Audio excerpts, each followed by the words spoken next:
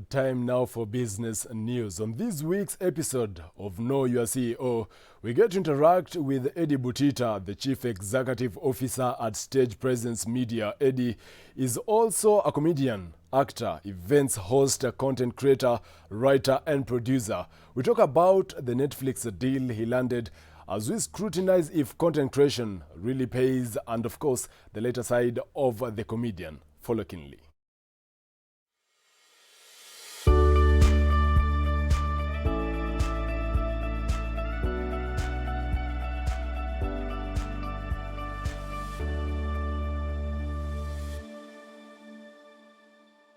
Ever want to know how a CEO sees his world? Then this is how. Apart from running an organization and strategizing, their key role is to ensure there's money in the bank. Our CEO this week is Eddie Butita. Eddie, welcome to the conversation. Pleasure. Eddie is the director at Stage Presence Media. Eddie is also an actor. He's also a comedian. He's also an event host, and so much. Eddie, what is the business that you lead here? Stage Presence Media is a creative agency which mainly focuses on solving problems using creativity. So what we do, we create strategies, we create scripts, we create concepts for individuals, companies, and also business to business ideas. So basically, we are a creative agency. Only limited to media? Not limited to media, because it has two aspects. The other aspect, which is limited to corporate and a bit of media. Then we have a baby called SPM Buzz. This one is the media wing now, which fully focuses on media. Eddie, what are some of the projects you've undertaken? Maybe to mention a few. The projects that we have. Okay, internal, we have Dubai Summer Laughs. It's a comedy event that happens outside the country. We have Eddie Butita Campus Tour, which the last one went to 20 campuses across the country, targeting over 100,000 youths. And we have a lot of projects that are in house, but to mention things that we've done and our clients, we've worked with brands like Britam, Indomie Kenya, DKT International, UAE Exchange, Bonfire. We've had a lot of clients that we've worked with. Eddie, comedy and content creation, is it what you wanted to do while still young? Yes, but not young at 6 years, 5 years. I realized later in life, when I think I was in Form 3, that I've always had a passion in creating. And when I was young, I would create things, maybe remix the songs that existed. But now that was just like an activity or daily life activity, what a child would do. So to me, it was not that this is what I'm going to do. Because me, I wanted to be an aeronautical engineer. I was fascinated about how aircrafts work.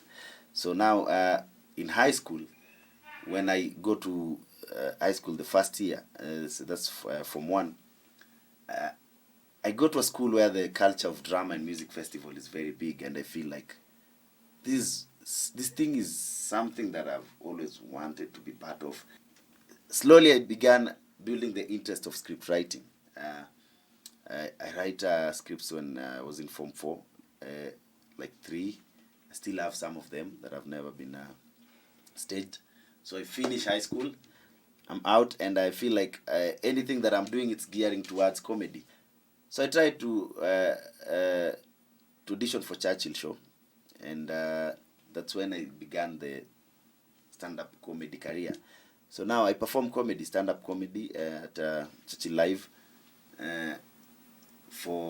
That's 2011, it goes for a break, comes back in 2013. And then 2013, when we were doing Churchill Show, I realized that every time an artist needs to perform, they come and try their lines to me, and I correct them and see if we can rewrite them to be presentable. So I ended up, that was the main thing that I was now doing. And I was even given the creative director role at Churchill Show at the age of, I think, 23 or 22. I think the next creative person on that panel was about 30 or I think 29. So I was the youngest creative director, directing Churchill and the other comedians. So that's when I started taking this issue of creating seriously. And I've been doing it consistently ever since. So that's how the creative aspect built up to a point of working for Netflix as a creative and director. Yeah. Talking of Netflix, congrats for landing a job with Netflix. How did you manage to get Netflix? And it's not something that I had pitched for, but I always wanted to work for Netflix. I've even created ideas wishing they will one day go to Netflix, but I didn't know how to go about it because I don't know even how do you start about when you want to contact Netflix. So now this year someone calls me and they have a job. They want to translate an American script to a Kenyan script and maintain the comedy. And they don't give me details. They tell me it's an American sitcom. Come, we have a conversation. We have a conversation. Then towards the end of the conversation, I realize, okay, it might be Netflix, but I'm not sure it's Netflix. So after everything is done, when it comes to signing the NDAs, that's when I realized it's Netflix. Eddie, I've seen you work so hard in your career. Do you think the Kenyan content space pays? Content creation pays only if you understand how to monetize it. All right. And it doesn't even go to the corporate side. It starts with where you are doing it. Even if it's on YouTube, on Facebook, there are monetization tools there. How do you understand them? What's the language that you're using in these videos? Because that also determines the number of adverts you're going to get in that video. Eddie, the second part of Know Your CEO is called Quickfire. Now here we get to know the lighter side of you. Eddie, what is that one thing you want to tell your son while he's 7 years old? Not depend on people. Just be you. Do something that fully depends on you. And if it makes sense, people will come. Eddie, what is your dream car? My dream car, it has to be Range Rover Vela. How far is it from coming? Maybe 2 days. What is that one thing Kenyans don't know about you?